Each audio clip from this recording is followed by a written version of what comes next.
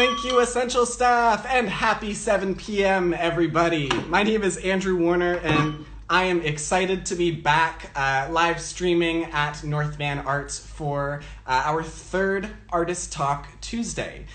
This is part of an initiative called Art in the Garden Online, which you can check out more about on northvanarts.ca, our website. And today we're going to be joined by Paul Silveria Music. But before, I'm just going to check in here, and we'll go live with him in a second. But I wanted to tell you all about the North Shore Culture Compass, just in case you haven't heard yet. One of the things we're doing kind of online in this digital world is we have this really great resource for anybody, whether you're an artist or not. You can learn about the stories and the arts and culture and the heritage of the North Shore with the North Shore Culture Compass. So it's a program of North Van Arts, or an initiative of ours that we're really proud to have launched this year. So that's a really cool place that you can go to, not right now, but in the next tab, next time over. Go check out the North Shore Culture Compass if you haven't seen it yet. But why don't we check in now with Paul and see if we can stream. So should be there. And again, for anybody who's joining us for the first time today, we welcome any comments, any questions. If you have any questions for Paul, please do comment those as well, and I'll try to add those in. Hey, Paul, how's it going? Hello. Hello. Pretty good. How are you doing? Pretty good, thanks. Thankfully, I have some nice plants here, but nowhere near as nice as your backyard. That looks beautiful. Yeah, it's pretty nice. We live in a co-op and we have a shared backyard, and it's got some nice greenery in it. I'm all about shared yards. Greenery is a necessity. So I've got some of my Yeah. house plants and a kale plant in the corner. It's not its permanent home, but you know, we figured like we should probably have a kale in there somewhere. It's North Van Arts, so. That's right. Well, thank you, first of all, for joining us. Really glad to have you. Yeah. I was wondering if you could start with a little bit about yourself, maybe Sure. your mediums, your instruments, or what Yeah, kinds of arts you practice. definitely. First and foremost, I'm a banjo player. I play old-time clawhammer banjo for people who want to get specific. And in better times than these, I also call square dances. Mm. So you're a dance caller, if that's the right term? I am. You call the Yes, dances. that's right. I Yeah. call out the moves so everyone can It's follow a along. very cool job title. Like I would consider that, yeah, on like first line of my resume. I call the dances. Everybody has to dance when I say so. That would be sweet. Oh, I cool. have a friend who's in her 20s now, but she started calling when she was 9, and I think she loved it because she got to yell at grown-ups and they had to do what she said. Yeah. Oh, wow. Well, that sounds really fun. And I believe Yep. you have been a participant of Art in the Garden before, if I'm not mistaken. Yep. Last That, year I was part of it. oh, yeah. So Art in the Garden is normally outside, but as you know, we are trying to adapt to these times. And so one of the questions I wanted to ask is simply, what are you working on? And in the last month or two that we've been dealing with these changing times, how have you yourself been dealing as an artist? Yeah. It was, everything was kind of a slow roll. Um, like at first it just became really clear that as a performing artist that all of those gigs were going to go away. And so that happened. And at first, when that happened, it was really clear that that was a necessity, but it also wasn't clear sort of the magnitude of the pandemic. And so what happened was, I spent a lot of time thinking about the performing arts as like within its own bubble, like how it was affecting performing arts, and then, and being quite, nail bitey about like, what does this mean for all of us who are losing all of our gigs? And at first, so we were losing our gigs for a couple months out, and then it was indefinite, right? Like nobody knows when we're going to go back to it. But then after a couple of months, it became clear like that this was really, that there was more than just the bubble of performing arts in my world that was going on. So it shifted my thinking a little bit since then. But the specific question about what I've been working on, I haven't bad timing. I have an album that I put together. My first sort of solo album. I spent a lot of time calling square dances, but playing music in front of an audience as a performer is something I haven't done as much. So I'm about to put out an album next week. It's coming out. I'm very excited. But yeah, it was one of those things where I had recorded it and kind of was working on it slowly, thinking that I would put it together and take it with me as I traveled and did my festivals over the summer. So of course that's not happening. So I'm adapting to figuring out what it means to release an album without physically bringing it to anybody. And so, and I really don't know what that means. I'm just doing my best, right? Like I put it out digitally and I'm letting people know on Facebook and out to my email list and hoping that that's enough. But it's new territory for me to promote an album in the virtual world. So we'll see. So the other thing that I've been doing is I have a kid, so my home time is not as limitless as some people's right now. But I've been working on new songs, working on new material for sure. And I started a Patreon account, which I think a lot of artists have done. But for me, aside from generating a little bit of revenue, which is certainly nice, far more important is the fact that I have a regular audience and a motivation to be regularly producing something and sharing it with people. And that's been fantastic. I've given myself a weekly schedule. So I post something every week. And so every week I'm thinking about what I'm going to be working on, what I'm going to be generating, and how I want to share it. So I really like that aspect. Do you find that like kind of motivates you out of this block that COVID kind of gives a lot of artists, that it's that weekly goal of something you can work towards? Definitely. It's also, interestingly, it's a way of making my personal creative experience more social again. Like by playing the music and calling the dances, like everything I did was really about creating social space. Recording for me was always secondary. I'm not I don't think of myself as a recording artist. I think of myself as a performing artist. And so having to like actually remove the physical social world from what I do was really hard to imagine. So it's a way of like working on my own personal growth, developing new songs, new techniques, but then sharing that part with a group instead of sharing necessarily the final product with the group. Well, I think we've actually got a cute question here. Somebody just wondering where we might be able to square dance, or perhaps maybe your album will have a little instructional for square dancing in your home, perhaps? What places do you typically square dance? Well, when everything's open, I do a regular square dance for beginners. And it's interesting that they asked about instructions, because another thing that I put out before all of this happened was a square dance instructional manual, a CD and booklet that I wrote so people can learn how to do it. And it has tracks on it that are long enough to dance to. And some of the tracks have calls on it, so you could follow along.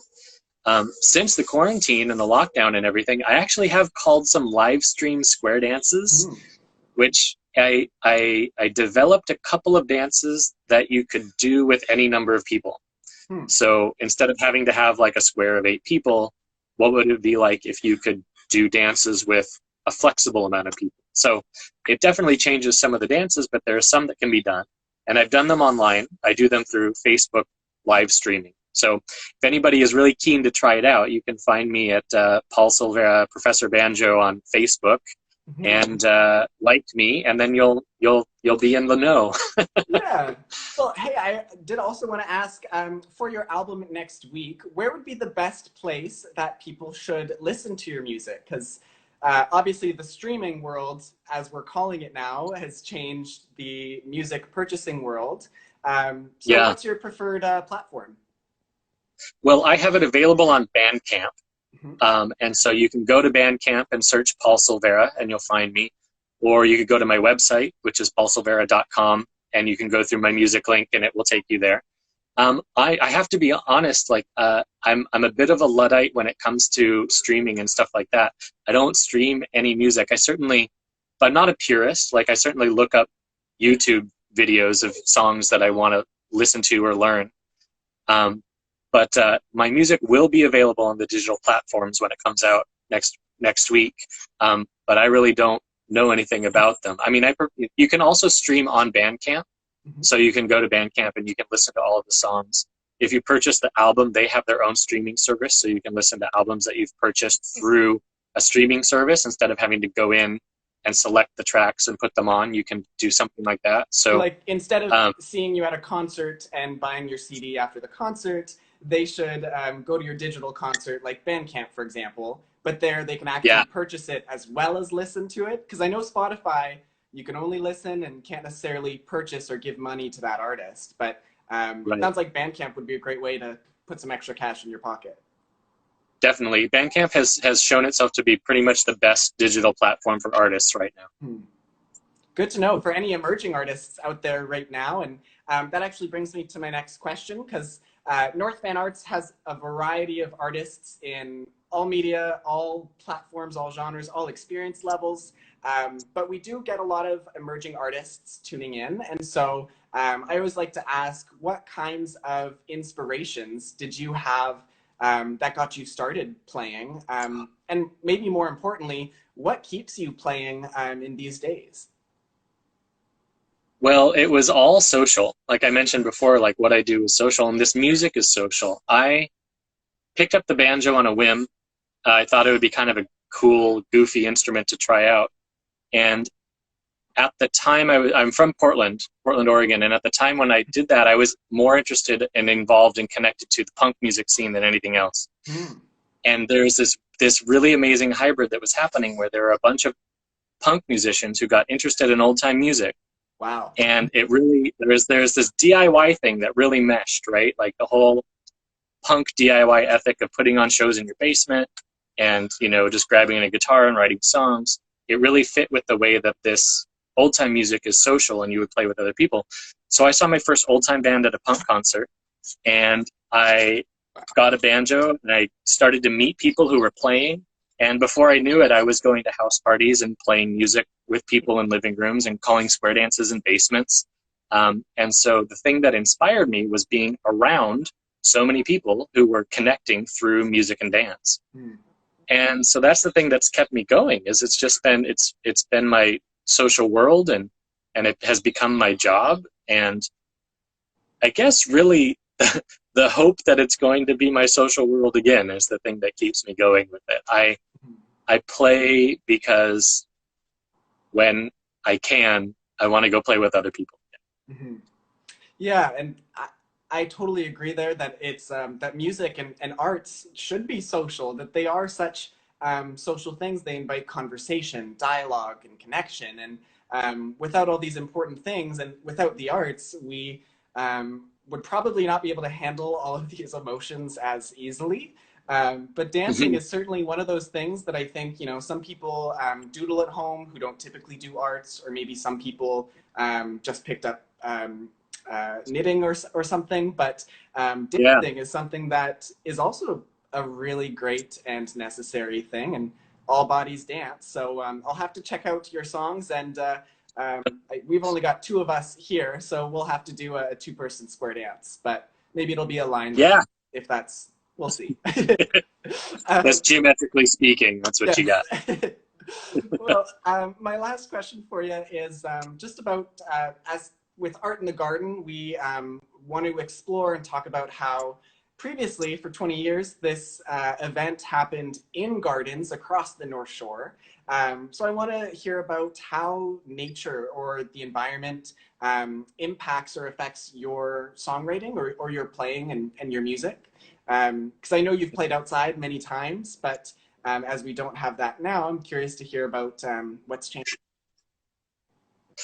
Yeah, well, it's interesting. I mean, there's definitely a connection to this type of old time music. Any sort of community-based acoustic music inspires sort of the imagination of time, you know, being back in time, you know, where this music originated from. And so people who are in rural environments and who were interacting with their farms or their gardens or the woods and the natural areas around them all the time. So it's always close at hand, when playing a traditional song, a traditional song that's about the mountains, a traditional song that's about farming, like that. It's never far. But then even in the modern world, one of the most common things for people to do, even across Canada and the US, people travel and meet up with people and camp out and play this music. Festivals are a huge part of the social culture of old time music. And so being in a natural environment and playing this music with other people, it's super common. And so I'm often out in nature, even if it's not the deep, dark woods, I'm out in the open and I'm out in the grass and I can see the river, I can see the lake, and I'm playing with other people. And there's something, there's a connection between the music and the outdoors that sometimes it's not even conscious. It's just that it's so often how the music is made that it's kind of inseparable for me. Yeah, and I really like what you were saying about how punk and folk can kind of have similar backgrounds here, because I think they're both obviously really great forms of storytelling, but folk storytelling, like you said, does talk about the places and the people there and the stories of the area around you. And that's something that, I mean, any artist anywhere in the world could do from their backyards, is start writing, start that story of their own life. So I'm sure we've got lots for our audience to check out. But I lastly wanted to say we don't have any cords or amps, but if you would like to plug something in here, thank you.